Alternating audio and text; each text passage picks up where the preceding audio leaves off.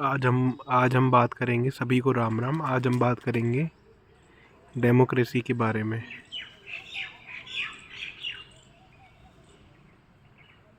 Democracy के बारे में बात करेंगे आज कि डेमोक्रेसी क्या होती है। लोकतंत्र कहते हैं for the people, by the people, of the people. Democracy किसके लिए होती है? सबसे पहले फॉर द पीपल, लोगों के लिए होती है। लोगों के लिए मतलब उनका जो उद्देश्य है वो पूरा हो, लोगों की सेवा हो। उनका जो उद्देश्य है कि लोग बाग पढ़ें लिखें,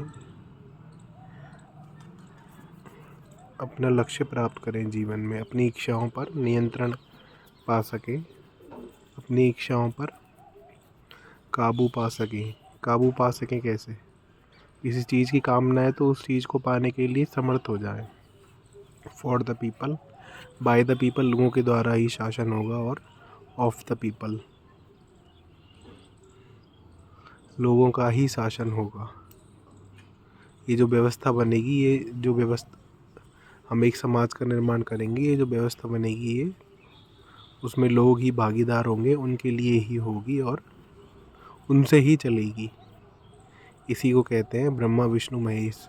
सृजन उसी से, तो लोगों से ही सृजन व्यवस्था बनी, पालन समाज का पालन किया, आप अनेक अनेक काम किए, योजनाएं चलाई सरकार बना के। और ले जब उद्देश्य पूरा हो गया, जो हमने लक्ष्य प्राप्त करना था वो प्राप्त कर लिया, तो उस व्यवस्था का निर्माण कर दिया, उसको डिसॉल्व कर दिया। डेमोक्रेसी की व्यवस्था जो अपनी करंट है वो है वोटिंग सिस्टम पे।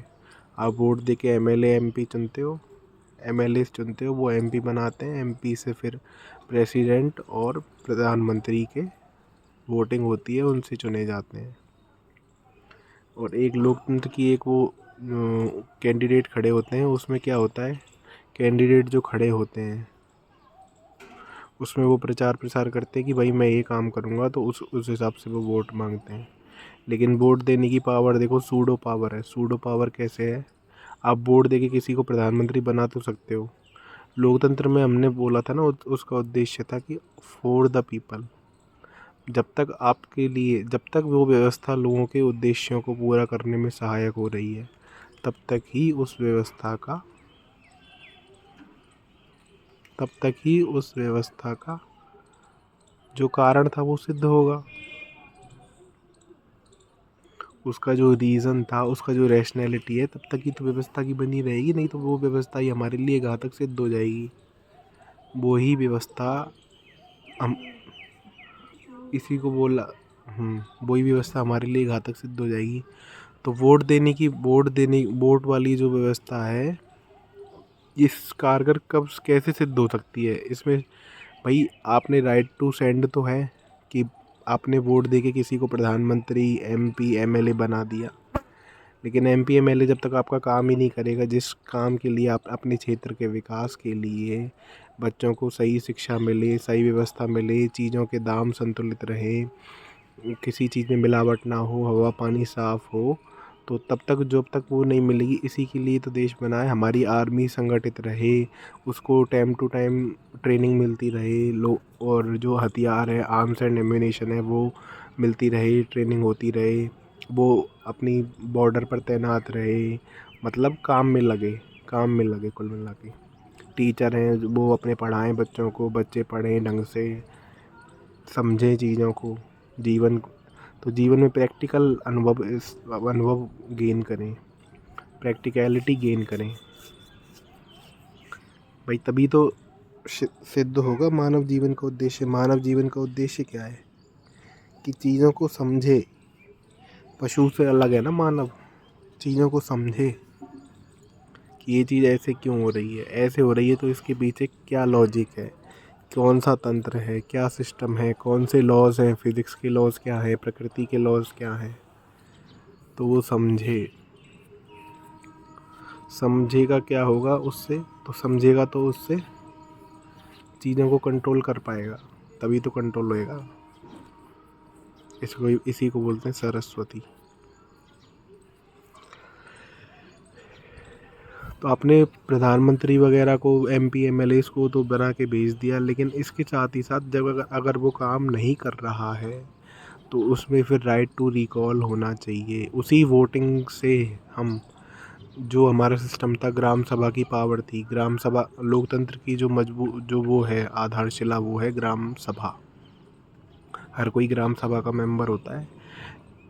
उसका रिप्रेजेंटेशन करने के लिए हमने क्या बना दिया, पंच बना दिए, सरपंच बना दिए। तो हमारी जो बात है हम सरपंचों के थ्रू रखेंगे, पंचों के थ्रू रखेंगे, और वो ये जो ग्राम पंचायत होती है वो हर उसमें होती है गांव में, और ग्राम सभा भी हर गांव में होती है। ग्राम सभा का हर कोई मेंबर होता है। कहने का मतलब मेरा, मैंने वीडियो इसलिए बनाई है, कहने का मतलब ये है कि लोकतंत्र में जो वोटिंग सिस्टम है ये आधा अधूरा है अभी। इसको सूडो पावर बोलते हैं। आपके हाथ में पावर है भी और नहीं भी है, लेकिन असलियत में नहीं है पावर। तो सूडो पावर है, सूडो पावर है ये। सूडो पावर कैसे है कि आप बना तो सकते हो, बनाने का आपको भ्रम है केवल, बनता राजनीति से है बंदा।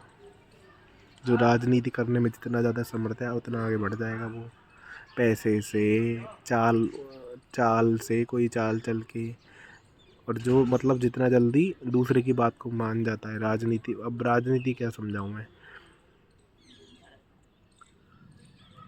भाई, जिसमें जितनी ज़्यादा लगन है बनने की वही बनेगा, सीधी सी बात है। अब वो उसके लिए कुछ भी करने को तैयार है, वो डोलने को भी तैयार है, सड़कों पे कत्ल करने को भी तैयार है, दो चार लोगों को पिटवाने में भी तैयार है, रेल में दंगा करवाने को भी तैयार है। कोई भी बात हो जाती है तो उसको संभालने के लिए भी तैयार है। भैया कैसे भी करके वोट लो, कैसे भी करके वोट लो, ऐसा कैसा भी ऐसा प्रचार करो जिससे वोट आए, तो वही तो बनेगा। त्याग का बल अधिक होता है ना, जिसमें त्याग का बल अधिक होगा वही तो बनेगा। वीर भोग्या वसुंधरा।